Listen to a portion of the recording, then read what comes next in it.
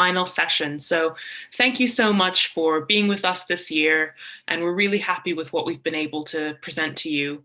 I'm Kate Spiliopoulos, the head of events at Centre for London. Just a reminder before we start that if you're going to be tweeting about this online, or if you'd just like to follow the discussion, use the hashtag LUNCONF20. That's LONCONF 20. And if you're in the Zoom webinar with us this afternoon, you can put in questions for the presenters that we're going to have in the Q&A box at the bottom of your screen. So if you look at the menu, it's all the way on the right-hand side. So this afternoon, we are going to have our wonderful London Conference Quickfire Ideas session, which people always love. We're doing it a little bit differently than we normally would. So in previous years, what we've done is we've taken ideas that are in various stages of development, from still on paper to already running a successful pilot program, from all sorts of different Londoners, and we've had the audience vote on which one they'd most like to see go forward. But because this year we have this theme for the conference of reflect, reset, renew, and because we want to focus a lot on what younger Londoners are going to be doing and how they're going to be grappling with the issues that we've talked about, we chose this year to present to you 3 initiatives that young Londoners have already gotten started on and are starting to see some success, because we want to show you and think about what steps we're going to be taking as a city to set out for that future that we want. And speaking of the future, I will be handing over shortly to the chair for this session. It's Rob Whitehead, our Director of Strategic Projects, and he leads on our London Futures project, which he will tell you a little bit about later in the session. So now, welcome to the London Conference stage, Rob. Hi, Kate. Thank you very much. Good afternoon, everyone. I'm delighted to be here with you today. I wouldn't be working at Centre for London if I wasn't excited about ideas that can make London better. So it gives me a huge pleasure to be chairing this last full session of the conference. I hope you're not too bleary-eyed from watching CNN all night like I am, but I've been honing, hopefully, my presentation skills by watching some of the best do what they do. So we're going to hear ideas for London from 3 bright, thoughtful, energetic Londoners now, all with different angles on how our city could improve.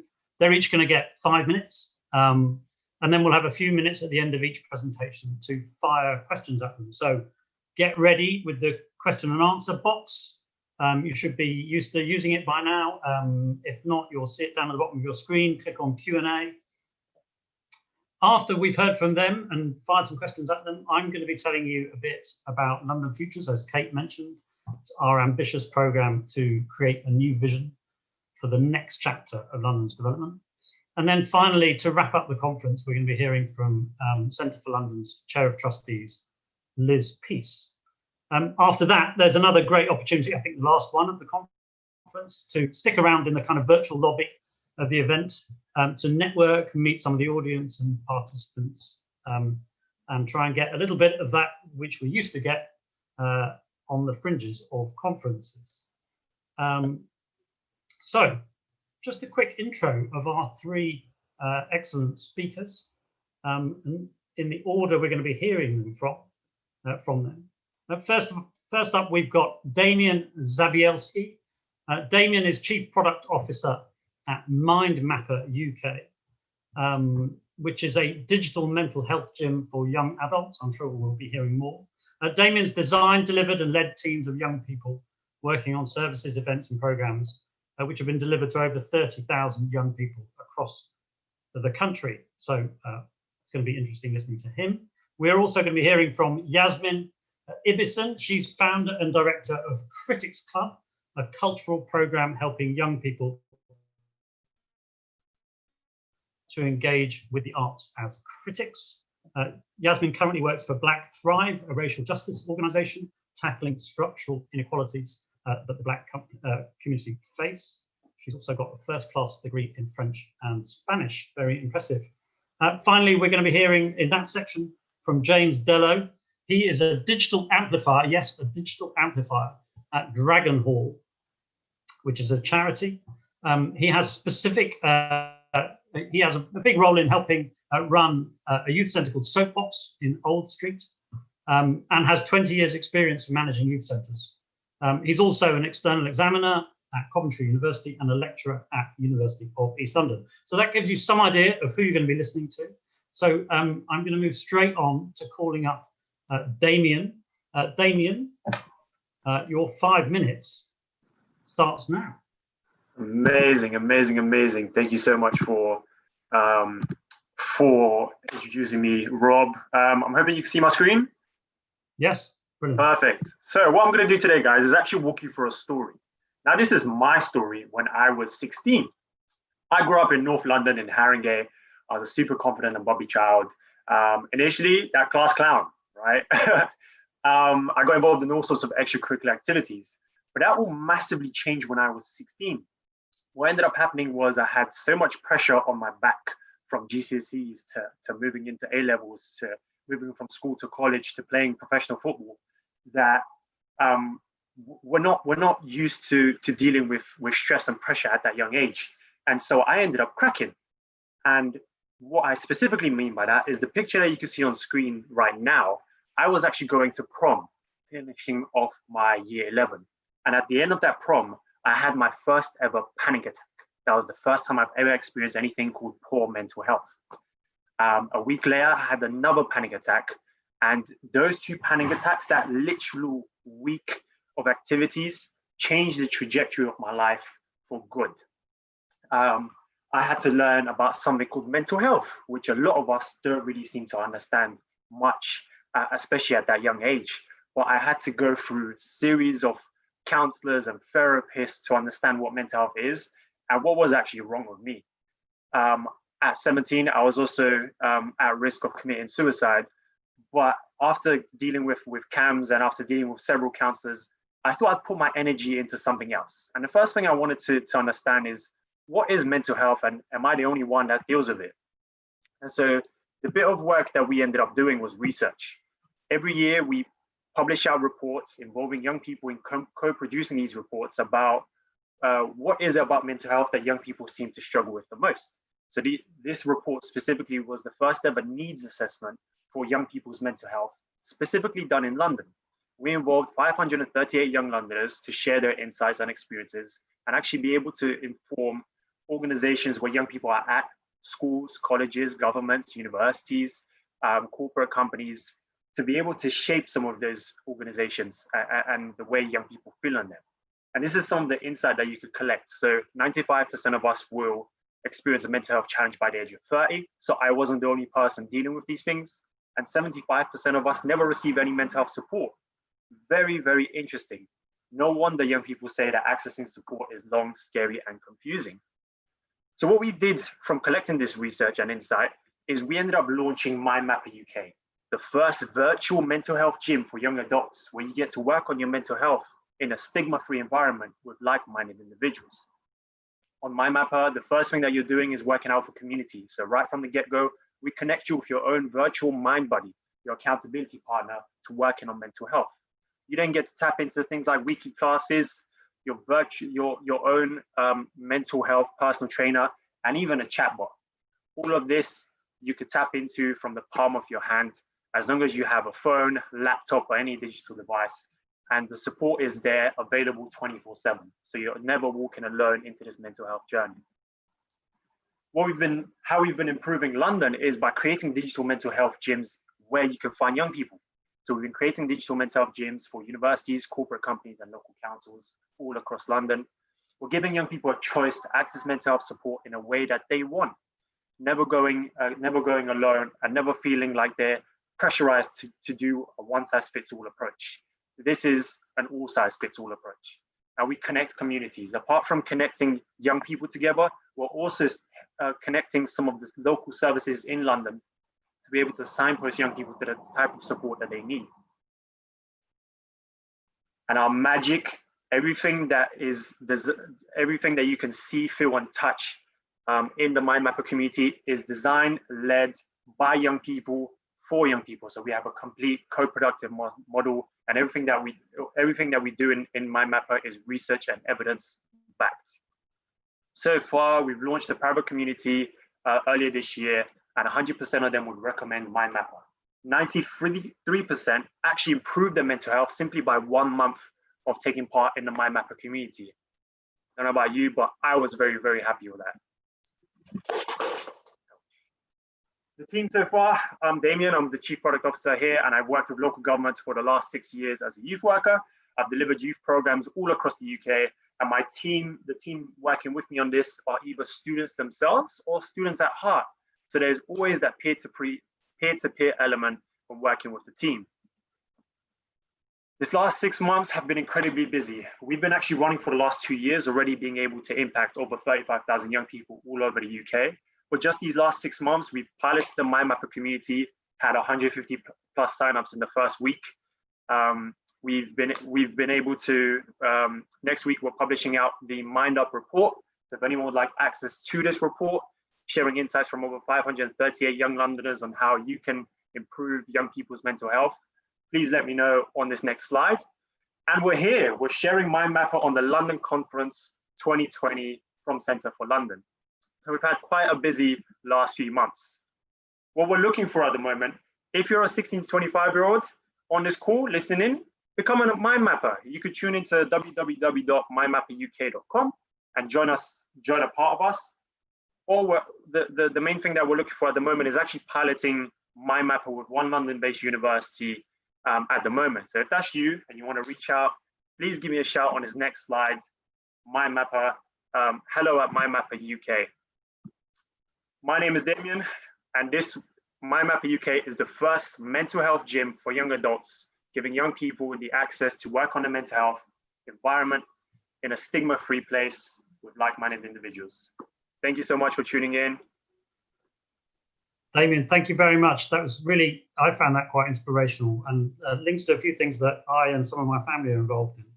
I'm sure others felt similarly. The question that I have is, how do you know if you're having an impact? Okay, so evidence-based, right. So we do this on kind of two approaches. One of them is right at the start, right in the middle, and right at the end, we collect evidence. So we would usually use the WHO5 survey. So that's a kind of a national framework of testing testing a young person's mental health levels. And there's 5 basic questions in there, looking at their sleep patterns, checking their motivation levels. And so we actively encourage the community to just check in on that. In the virtual community themselves, we do daily check-ins. So basic on a scale of 1 to 10, how the individual is feeling. And then on a month-to-month basis, we will also reach out to individuals, and the team will have one-to-one conversations with them just to check in on how they're doing. And yeah, just collecting a bit more insight into how they're finding MindMapper. Is there anything that we can do to improve? Is there any features that they want us to add in that could potentially support them? Right.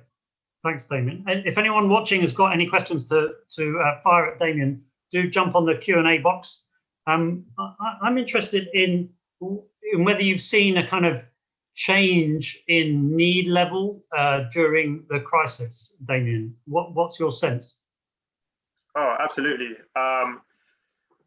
Yeah, I mean, we ended up launching the Mind Up report and started collecting surveys literally just before lockdown started, so in January, and then we finished collecting insight around July. And it was quite interesting to see kind of the difference between the two, just before lockdown and just after. But there was a massive increase in the amount of young people who were reaching out, who were asking for mental health support. Phone call lines to some of the leading mental health charities have actually increased by up to 171%. And young people generally, what they were being is isolated away from support, right? They weren't. Most universities actually struggled with the amount of young people that were asking for support. Most charities were struggling with the amount of young people that were asking for support. So yeah, there was a massive increase, and that just went to show us how difficult it is to access, the NHS and professional support. Like we said, long waiting times, financial pressures are something that young people already struggle with. For NHS, you're roughly looking at about 6 months to enter therapy from that way.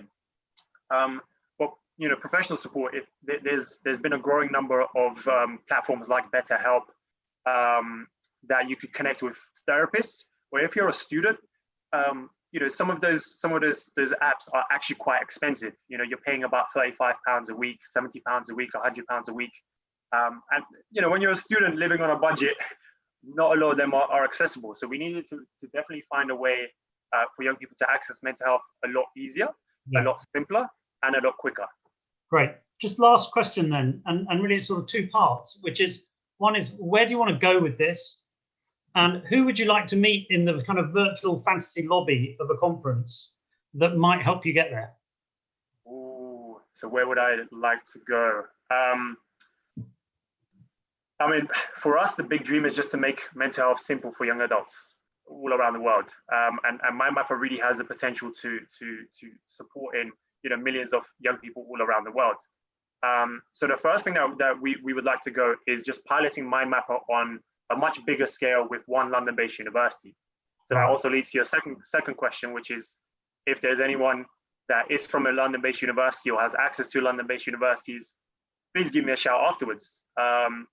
We do have conversations at the moment going with KCL, with Cambridge, and with the University of West London. But again, conversations have just started, right? So if there's anyone from a London-based university that wants to reach out, please let me know. But yeah, we'd love to create virtual mental health gyms in all sorts of environments so that young people in those environments can just tap into them whenever they want. Excellent. Thanks, Damian. We're going to have to wrap up there, but you've heard it, everyone watching. If you're involved in a university and want to link to Damian, then do so now or through the usual channels. I think we're probably allowed to say these days. Thanks very much, Damian. I'm going to call up Yasmin Ibison now to fire away with your presentation, please. You've got 5 minutes, Yasmin. Okay, let me get my slides. Can you see my screen if I put that? Yeah, that's great. Fire away. Let me just put them on from the beginning. So hi, everyone. Thank you so much to begin with for having me here at the Centre for London conference. It's a real privilege to chat to you about the work that I do. My name is Yasmin Ibison, as has been said, and I'm the founder and director of Critics Club. So I wanted to start by talking a bit about the problem that Critics Club aims to tackle and the inspiration behind the idea. So whilst I was working on the front line in an academy school in London back in 2018, I saw firsthand how the students in that school really rejected the cultural spaces that surrounded them. So their school was actually walking distance from some of London's most famous cultural institutions, theatres, galleries, museums. But the students would repeatedly tell me how they felt too intimidated to step foot inside, that they assumed that there was specific knowledge was required to enter and be accepted in these spaces. And I kind of think that their fear of fitting in is really unsurprising if we do consider the cultural elitism and structural inequality that is embedded in the cultural and creative industries, which are overwhelmingly white and middle class. Within schools themselves, cuts to the arts have left them really undervalued and underfunded. So the number of students taking creative GCSEs continues to decline, and even in a pre-COVID society, cultural institutions were reporting a decline in the number of educational visits from schools. So whilst at the school I was working in, I saw how teaching was really strictly curriculum focused, and that the young people weren't given the space to think critically or creatively. They weren't encouraged to formulate their own opinions, and they weren't taught to express themselves authentically. Therefore, for the young people that I was working with who weren't encouraged nor could afford to engage with arts and culture outside of school, they continue to miss out on vital learning opportunities. So that's where Critics Club came in, the idea came in. So Critics Club is a cultural programme that empowers young people from lower socioeconomic backgrounds to engage with theatre and art as critics. The programme is designed to boost young people's cultural knowledge and sense of belonging to cultural spaces. And as you can see, it takes place over 8 weeks in a secondary school with 15 young people who participate in 6 cultural trips. And within each trip, there are 4 key stages that I will run you through now. Stage 1, the group of young critics attend an art exhibition or a play. You can see in the first image there at the Saatchi Gallery there. Whilst they're there, they fill in the Critics Club resources and guide, which helps them focus on their thoughts, feelings, and reactions to both the work and the space that they're interacting with. The following day, the group participate in a workshop in which they discuss, debate, and develop their ideas further before each individual writes a short review which is published on our website. So the Critics Club, so far I've worked with 65 young critics across 4 schools. 6 art exhibitions and 9 plays have been attended, and over 100 individual reviews published online. You can see a collection of some of the things we visited on screen currently. And in terms of, I think my slides, so there we go.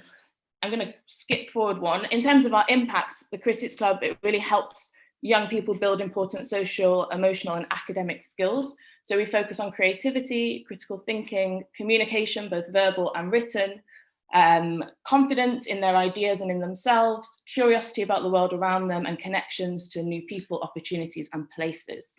And if I just jump back to this slide, which shows some snippets from 2 reviews that have been written, I guess I want to say that I recognise, or the programme recognises, that lowering ticket costs is not enough to widen accessibility to cultural spaces, and that Critics Club radically shifts the power balance of who can be a critic.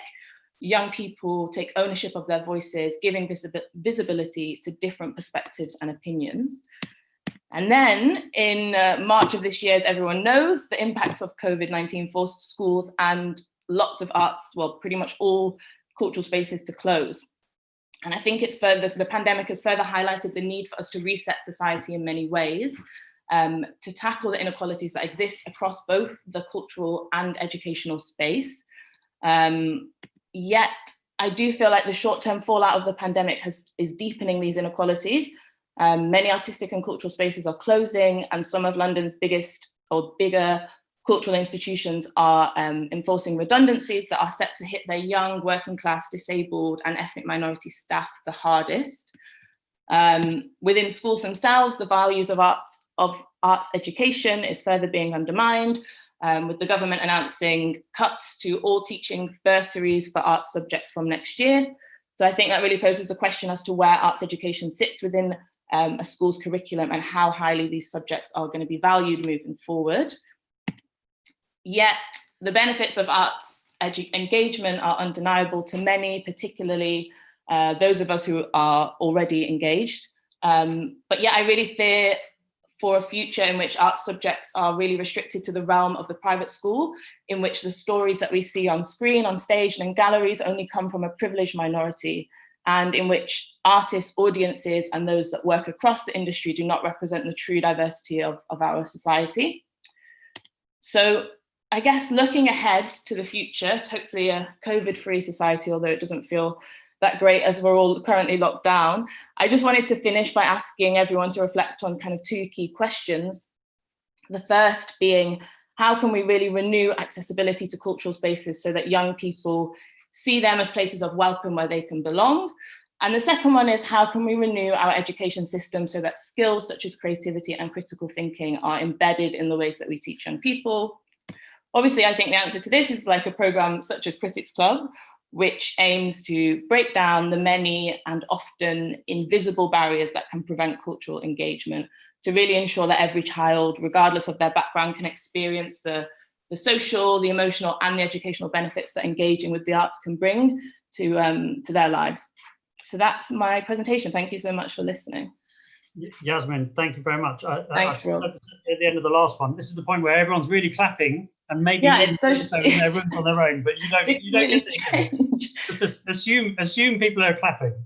I just want to say I'm glad that we don't have the format from previous years where people will be voting, because of the 2 that we've seen so far, it would be very hard to choose between them. You both presented beautifully, excellent sounding initiatives that I find quite inspiring. If this was strictly, I'd be holding up my 10 right now. So take it as a warm sort of round of applause through the medium of my virtual applause. Yeah, brilliant. Thanks. Yeah, so I'm going to kick off with a question for you, which is kind of where do you, well, maybe first actually, just what were the kind of major obstacles in getting something like this off the ground? Oh gosh, good question. So I'm a solo entrepreneur, so I think you wear all the hats at once when you do something like this on your own. I think one of the major obstacles was the ratio between schools having enough time to engage with these programs. I think with the schools that I particularly target that have kind of high proportion of students on pupil premium, so that's free school meal equivalent.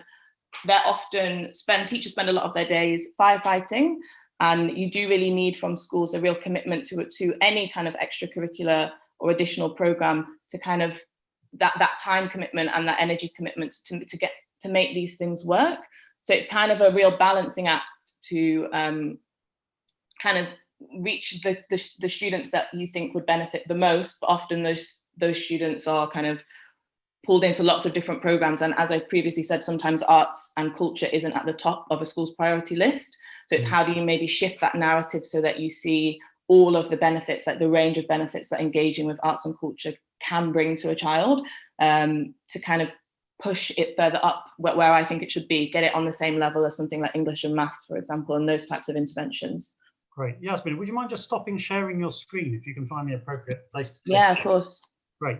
Yeah, just sort of merging two thoughts really. One is kind of where do you want to go with this? And linked to that, do you see, we were hearing earlier in the conference about the digitization of arts and culture, sort of the forced digitization or accelerated digitization. Where do you see that as part of where you want to go? Does it present you with extra challenges, new opportunities? And what's your take? I think there's definitely new opportunities in the digitalization of arts and museums. And I think we've seen a real creative, flourish during lockdown of people really engaging with their creativity to kind of survive and get through what have been such a challenging year.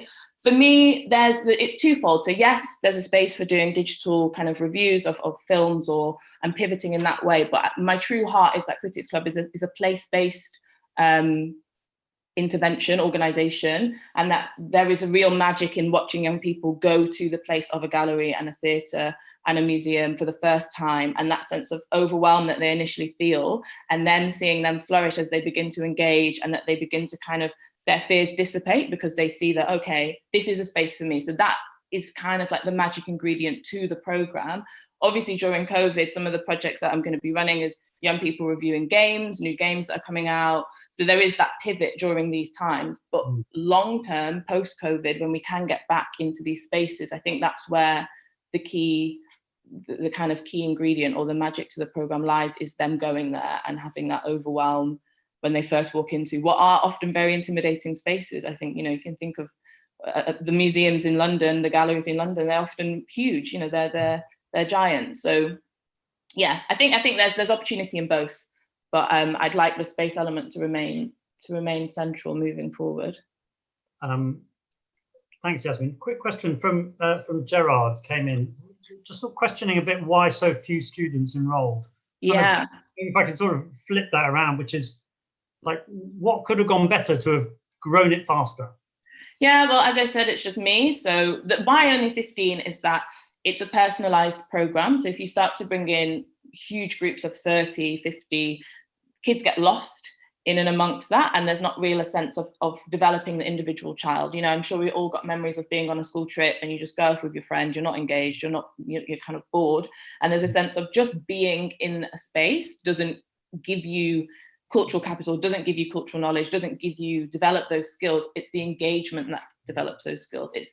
Are you being asked questions that challenge you? Are you, is someone talking to you about the work? Is someone kind of helping you through? And I think with larger groups, that element gets lost a little bit. In terms of growth, as I said, it would be great to have a team of facilitators that can run multiple programs within a school across year groups to help grow things quicker. As I'm sure you can imagine, COVID put a real scupper into the program and the plan. So it's currently in a stage of rethinking, stepping back a bit and kind of planning for the future as to how to move forward in the society as it currently stands. One last question that I'm going to sort of paraphrase a question that's come in. It sounds like you're inspiring some people internationally, which doesn't surprise me. As part of what this platform can do. Have you had inquiries internationally about people who are inspired and would like to emulate or expand what you're doing? Wow, I actually haven't. This is the first. So, well, I think interest coming in from someone called Ors into Hungary. So amazing. This could be the beginning of your international expansion. Exactly. Drop me an email. I've had inquiries from places outside of London where I would argue a need is greater. Like in isolated communities, in rural communities, how do you inject arts and culture into a space where they might only have one, you know, there might be very little places to go, very few places to go. So I have had inquiries, and that would be the ultimate dream, really, to have this kind of franchised out as wide as possible and get, you know, as many young people engaging in as many ways as they can. Well, I think, you know, Yasmin, we'll wrap up there, but I think it's fair to say your ideas and the idea we heard earlier from Damian are inspiring people already. So well done. I'm going to move on now. Brilliant, thank you. To James Dellow. James, you've got a job title which I'm already using in conversations with my children about, look, these are jobs you could do, you know, that aren't the standard doctors and nurses and all the rest of it. So you're inspiring me already, just with your job title. James, your 5 minutes is going to start right now. Go for it. Cheers, thank you very much. Just to say, it's drawn from the fact that I used to DJ and promote nightclubs. Digital and evangelist is a word that often gets put together. I didn't particularly like the word evangelist, so Amplifier kind of fitted with the other bit of my life. So whilst I'm wrestling with this working, there we go. Cool, right. So thank you very much for the opportunity. This is Pickle in a box, and this is Pickle here, who's busy biting my arms. So just to say, if there's any technical snafus, please blame him. He arrived 3 weeks before the first lockdown. Was supposed to be our youth centre dog, but has since become a wonderful friend and companion for me. So there you go. So just got a video now from some young people. Hopefully this works. There we go. Soapbox is 21st century work. So what does that mean? Well, 21st century youth work, what it isn't is it's not TikTok challenges on Zoom.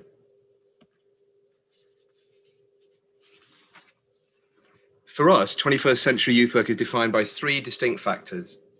It's the range of socially excluded groups that we work with, those young people who are systemically and systematically denied the same opportunities as their peers. It's also the range of digital media and technology resources that we use. And finally, it's our commitment to humanistic youth work, norms, values, and practices, where young people have the right to be included, to have a voice, and to make decisions for themselves. There are organizations that do aspects of this, but Soapbox is unique in covering all of these areas. And at Soapbox, we use non-formal education, structured learning that takes place outside of school, alongside digital media and technology, so that socially excluded young people can develop specialist and higher level digital skills. Specialist, how do you code? How do you learn how to 3D print? How do you make a podcast? Higher level, how do you use data? What do things like cybersecurity and online safety and your digital footprint mean? Also to locate and secure employment, both self-employment and employment within London's digital media and tech scene, developing positive mental health, and then finally playing a positive role in their local community. So what have we been up to since April? There's a lot of information on that slide, so I'm just going to pick out some of the headline things. The first thing is that we run, between April and August of this year, we ran 462 online sessions, with nearly 11,000 young people accessing our activities. We ran 18 live music events. We ran 126 support sessions and 3 employment conferences. And I think really interestingly, we used Instagram Live as an outreach tool, and we had over 5,000 young people engage with that. I'm just going to give you a moment to just have a look at our program. So this is the program that we were running up until this week, actually. So we're going to have to change some of the building activities. But some of the headline things outside of what I've just talked about is that we dedicate the whole of our work on Mondays to young women. We were doing that previously when we were in the building, but we're now dedicating all of our online work to young women on Mondays. We have a series of project-based days where young people are taking ownership over not just the process of learning how to do things, but creating products. So we've got a VR space that's being developed. We've got a group of young people that are looking at the impact of digital exclusion and starting to come up with some solutions. We've got an interesting social action piece of work. And then we've got a series of workshops that are run. Anything on there that says workshop is run on Zoom. Anything that says masterclass is run on Instagram Live. And then one of the really standout moments for us has been a piece of work called Stress on the Brain. This was a collaboration between ourselves, an organization called The Peel, Islington's Pupil Referral Unit, and CAMS. And 9 young people, 9 students there were supported to make both a music track and an accompanying video that explored the impact of stress on the brain. This isn't Takashi 6ix9ine level of interest, but what we have had is over 19,000 views on YouTube. And this was released in June. And just an example of summing up the feedback that we've had, here's one thing that we think sums it up pretty well is, I'm a psychotherapist for children and young people. We'll be adding this to the list of team resources in my NHS job as highly recommended. So there've been some key lessons that we've learned in this period. First of which, is this is not a period to get through, but it's a period in its own right that presents growth and development opportunities. The next is online as part of who we are. I would say that our sector and those of us who are working with young people might well have been doing quite a lot of this online work previously. But from now on, we'll always ask ourselves, why can't we have an online element to this? And I think one of the key things is that we've been able to reach different young people, and I'll come on to this in a second, different young people that we never would have accessed previously. Youth work historically has worked with about 25% of the young people that it could do, but online presents opportunities to reach into new demographics that previously haven't accessed our work. I think possibly both Yasmin and Damian will relate to this about trying to be a jack of all trades, having to do everything yourself. But one of the things that we feel this moment presents for us is an opportunity to not be that, and to reach out into organizations and individuals who might be able to support the work that we do. Fortunately, or unfortunately, I'm the least techie person that any of you know. But one of the beauties of what we do is we surround ourselves with people who have expertise, both local, regional and national expertise in their areas. As I say, we're reaching more and different young people now. We're definitely delivering a broader and deeper program. We're offering 30 activities a week in areas that we just purely weren't doing previously. And we're now creating higher quality outputs and outcomes. And the final one, and I'll just preface this by saying, please don't take this as being arrogant as a statement. But what we would challenge ourselves and everybody who's working with young people right now is dare to be great. And that's not for yourself necessarily, but it's more to do with dare to be great on behalf of young people. They deserve the very best from us in this moment, at a time where youth unemployment is skyrocketing, where young people are being blamed in lots of instances for the spread of COVID. Yet again, they're being seen as being deficient and a deficit and a problem that needs solving. So I think it's beholden on all of us to try and, as I say, be great on their behalf, be innovative, be creative, don't be afraid to fail, but also learn those lessons quickly. And that's me. James, thank you so much. That was definitely not, or rather, definitely reaching the bar set by our previous presenters. So thank you very much. But brilliantly, you might not be the most techie in the room, but blimey, your presentation was very, very good and very well done. Thank you very much. And I personally, and I mean this sincerely, on the first day of sort of lockdown too, there were words of wisdom in there that I will take away and try and remember daily at the moment. So I like your dare to be great and dare to be great for young people. Excellent. So we're running a bit short of time, but we do have 1 or 2 questions. I'm going to ask you one that's come in from the Q&A. Although I love that the Q&A was being used for applause earlier. Consider yourself being applauded at the moment, by the way. So what do you find people have been most passionate about in terms of skills, the young people you've been working with, James? So what we don't do is we don't do stuff around basic digital skills, which is effectively the ability to use the internet, despite the fact that we're actually doing a digital inclusion project. So, but for the most part, our specialisms are around high level and specialist skills. And I think music production has been something which has been a particular area for young people to focus on. But at the other end of the spectrum, we're now running, I think, between 6 and 7 coding and development sessions for young people. As I say, we're developing a VR space, which is a 360-degree version of our space, which we hope will actually end up replacing our need to use Zoom and Teams and things like that. And all of this is being co-produced with young people. So I think that it would be difficult for me to highlight, specific areas over others, because what we're finding is that there's been a real uptake on everything that we've done. And there are some things, there were some things right at the start that we were running that didn't work as well as we thought we were going to do. And that's the reason why I say, don't be afraid to fail, but learn those lessons quickly. We stopped doing some things which weren't being particularly effective or taken up by young people. So it's a bit of a mixed economy, to be honest with you, in terms of the things that we're offering and the uptake that we're having for young people. And we're finding that isn't, it's not a static thing. Yeah. It's as is this moment. It's all fluid. And this is particularly relevant for me, and you'll see why in a moment when I talk about London Futures. But questions come in from Nova about whether you've got any top tips for engaging young people. I think that there's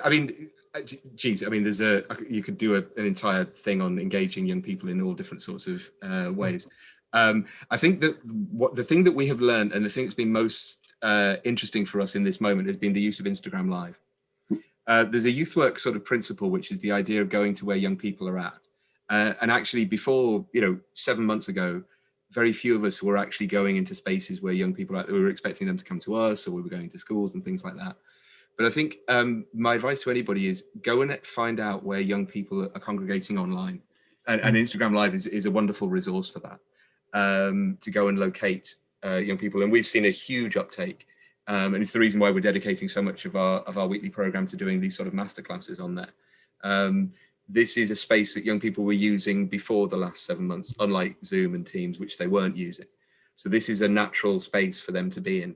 And I think, it's not something where we're co-opting it. They were already there and they were using it for all different sorts of reasons. So I think the idea of professionals going and using those spaces is entirely appropriate. Brilliant. That's yet another word of wisdom I will be taking away personally and hopefully doing something with. Thank you, James. Thank you all our presenters. I hope everyone's found that as inspiring as I have. I hope also you'll be able to hang around and maybe meet some inspiring other people, maybe meet each other in our networking session after the event. Who knows where that might lead. I'm going to just take advantage now of a few minutes just to talk about our London Futures project. Let me just bring up my slides before we move to the final session. In 1 sec. Where are we?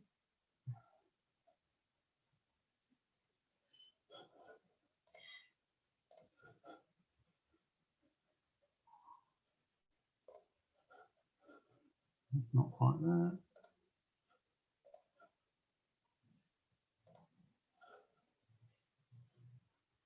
Sorry, bear with me 1 second.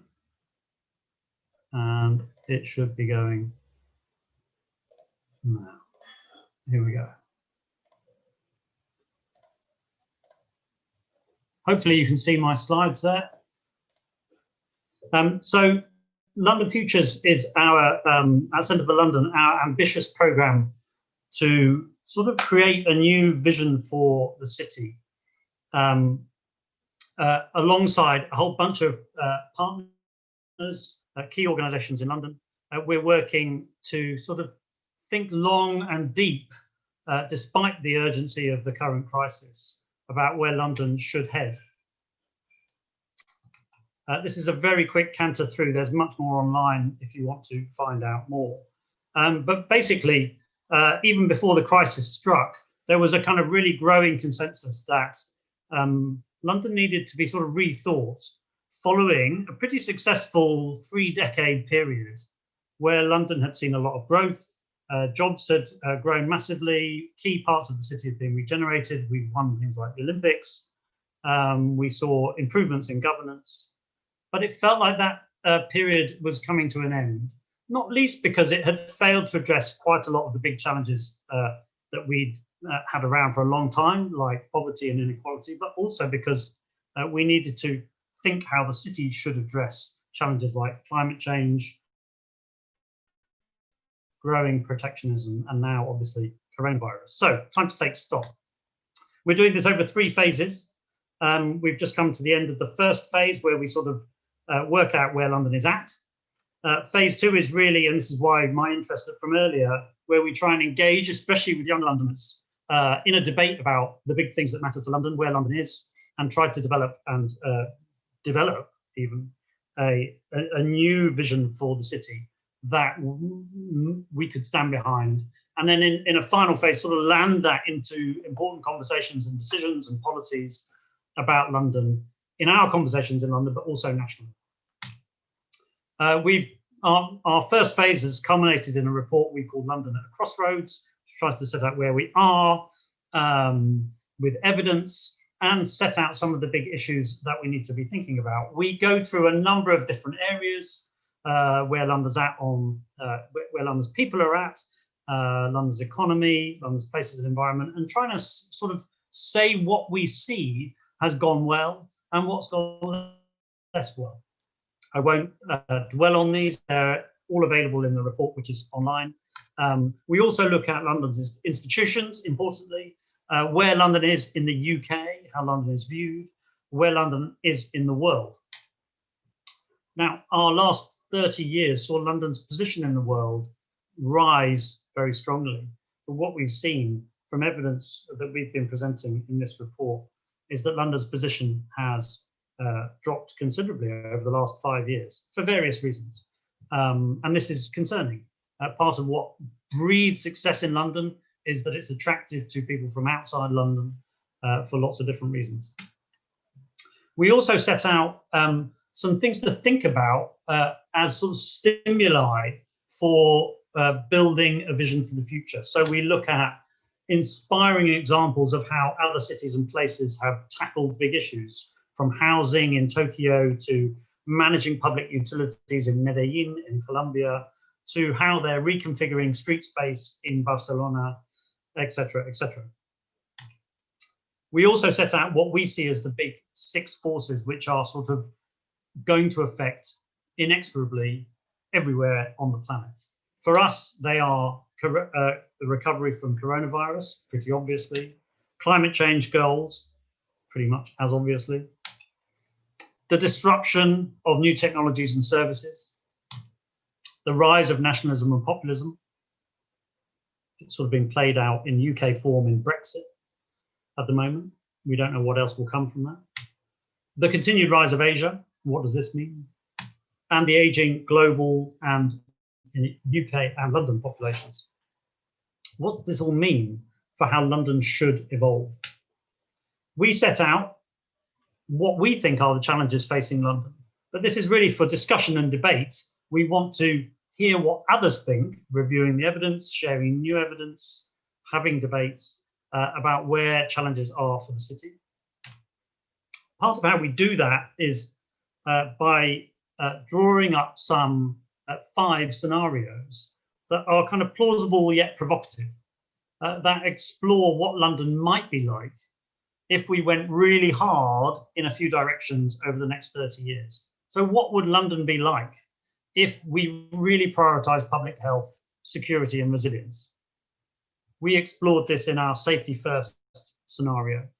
And we come up with answers like, well, we might have managed to eradicate childhood obesity. We might have built a new Thames barrier.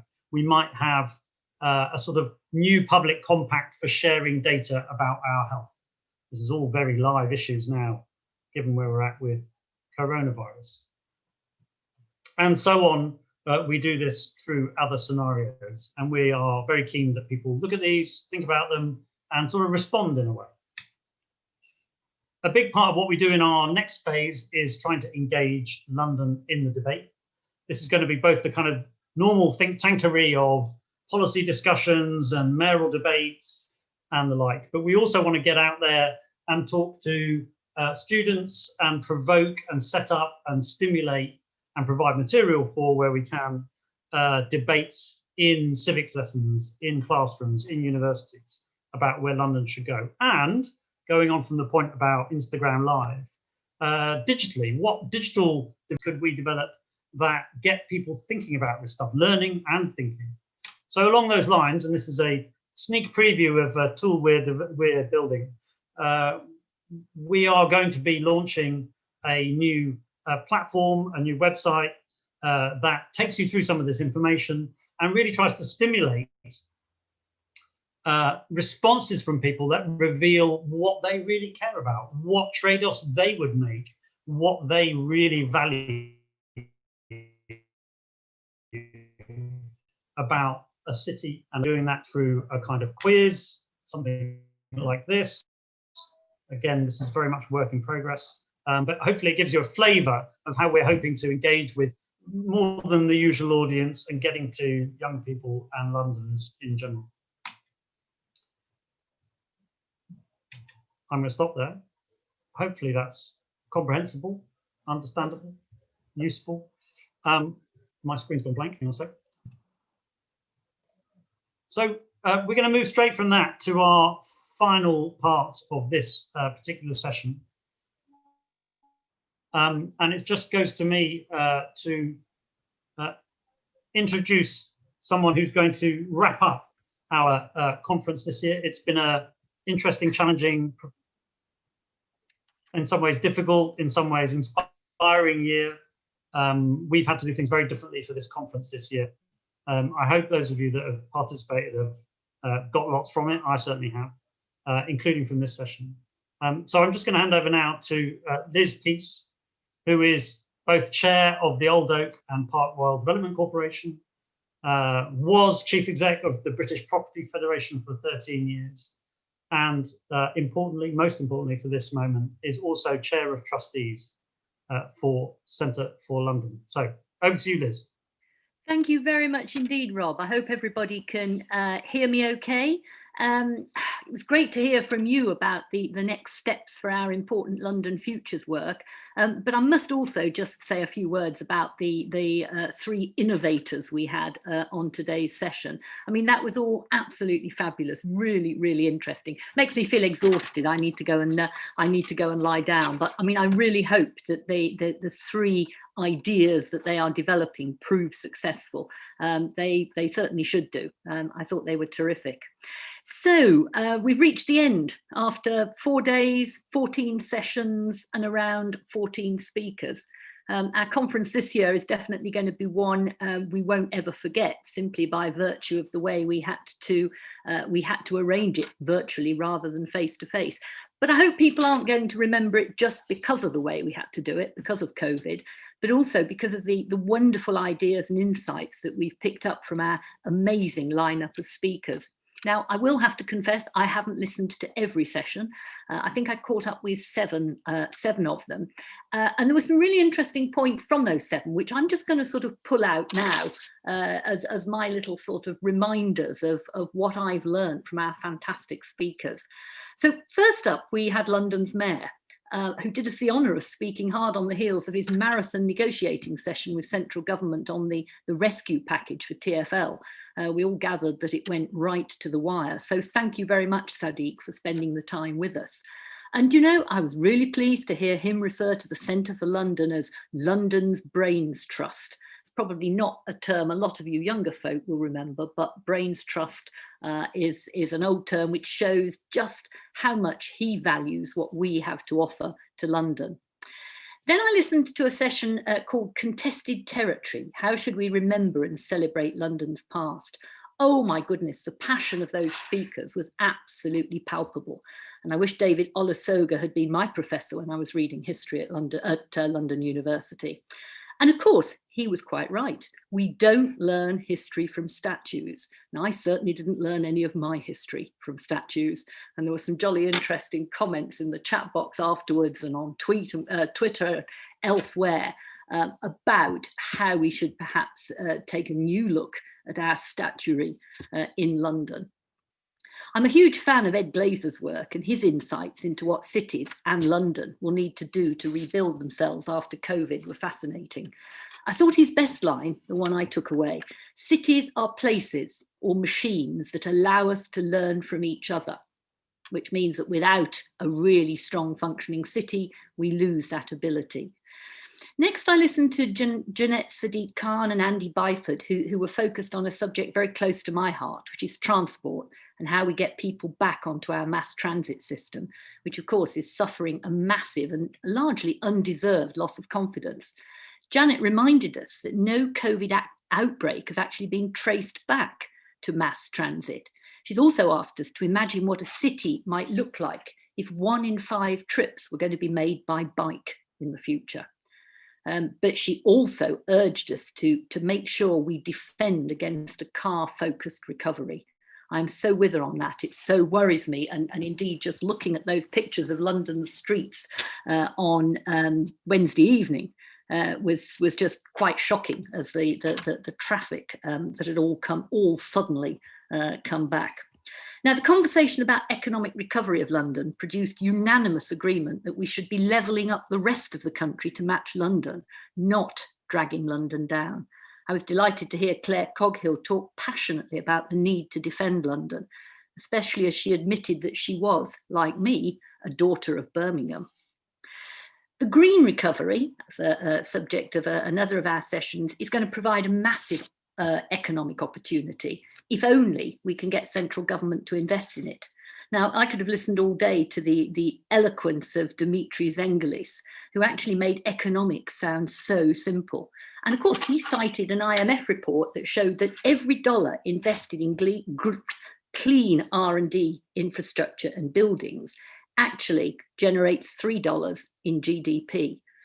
He also had this wonderful phrase: we should concentrate on inflating the denominator and not fixate on reducing the numerator. I love that. I must remember that. And then the last session I dipped into, it was supposedly about housing, but actually it became far more interesting than that usual conversation about housing numbers, when Indy Johar asked us to start thinking about the role of the home and how it has actually changed as a result of the pandemic. It's now not just somewhere where we return to in the evening and spend the night to sleep. It's now the site for consumption, it's the site for retail, and it's the site for work. And the problem is our current homes are simply not fit for that changed nature of use. But there were lots more fascinating insights besides. Those were the sessions I joined in. I know there were lots of other people. I know there was lots of fantastic conversation. And I hope all of you who've been joining us have benefited from that. I'm sure you'll all agree that a conference like this, which brings together such great people and ideas, is exactly what is needed in these hard times to make us start to think about what we need to do differently in the future. Now, that's precisely what the Centre of London exists to do, to make us all think. That's why we're called a think tank. But it's vital that that thinking, researching, challenging and recommending takes place so that we can develop solutions to London's most pressing challenges and help our politicians, policymakers, business and civil society leaders look to the long term. You've just heard about the focus of our London Futures Review, but it's not just that, it's what we're doing all the time. And with your support, that's what we're going to continue to do, to ensure London prevails as a better and more resilient city. Now, I just mentioned the word support, and I'm going to return to that because I'm sure most of you will have realised, well, if you haven't, I'm explaining it now, that we rely entirely on ad hoc project funding from a range of public and private sector organisations. And we're only going to be able to continue to do what we do if we continue to find benefactors and donors to pay for our brilliant group of researchers. What's more, something like this conference, and indeed all our events, are free to attendees, because we believe that's what encourages the best and most varied participation. So if you can help us continue our research, or if you know other people who can help us, or your companies or your organisations would like to help us, then please, please do get in touch. We need your help to make sure we can carry on developing new solutions to London's critical challenges and advocate for a fair and prosperous global city. That's my little pitch for the Centre of London, but back to the here and now. I really want to offer my congratulations to the whole of our team for putting such a fantastic event together. This time last year, we would never have expected to be holding an online week-long London conference. So well done to everybody. I know you've seen Kate, you've seen Rob, you've seen some of our other people, but behind them, there's been a whole backup team working to make sure that mostly it was absolutely seamless, though I gather there've been one or two quite interesting challenges. Thank you also to the many speakers who've shared their fascinating insights across the week. And I think what's been interesting doing a virtual conference, we've probably been able to tap into an even more varied set of speakers than we normally get, because they haven't had to travel halfway around the globe to get to us. We just dial them in, and there we are. We're with Taiwan, we're with America, we're with whoever we wanted to get alongside. And of course, I have to thank the sponsors. Now, Kate thanks them in front of every session, so I imagine most of our listeners have almost memorised who they are, but they are so important to us and we're so grateful to them. I'm going to mention them again. Our major sponsors, the City of London Corporation, L&Q and Uber. Our supporting sponsors, the Greater London Authority, London Councils, LLDC, the London Property Alliance, Primera, and the Trust for London. And then we also had two exhibiting sponsors, Commonplace and the Port of London Authority. Thank you all very much indeed. I hope you think that the support you have given us has been justified by the quality of what we've produced. So all it remains for me to say is we hope to see you next year at the London Conference 2021, and we hope that we'll be meeting you in person. Thank you very much indeed. Thank you so much, Liz, for that wonderful summation of the conference. It was great to hear it all in one piece. I'll just confirm, as noted in the chat, that we are skipping the networking session for this time because, quite frankly, everyone at Centre for London needs a cup of tea and a lie down. But once we pop back up again, you can rest assured that we will be raising a glass in your honor, dear attendees. So I'll just echo Liz in thanking again our sponsors, our speakers, and everybody who's been with us for this whole journey. But since I get the chance, I'm going to say some special thank yous to the London Conference Advisory Board, but very especially Lagash, Robert Gordon-Clark, and Sean Adams for acting as sounding boards, to all of the Centre for London staff, but especially the events and comms team, Caroline Coxhead, Deanna Steinberg, Elizabeth Wells, Vrinda Guha, Amy Lepinen, Mega Hirani, and Navneet Gidda. Great job, guys. And thanks from me personally to Ben Rogers and Richard Brown for acting as mentors and advocates and solving unsolvable problems. And finally, thanks from all of us at Centre for London to London's key workers who have kept us safe and kept the city running the whole time that we've been doing this, and will continue to do so through the second lockdown. So please do what you can to help them by keeping yourself and your family safe and healthy as the best of your ability. Tip generously to anybody you can give a tip to, and donate to your local food bank if you can. So thank you all of you for coming, and we will see you again next year, hopefully in person.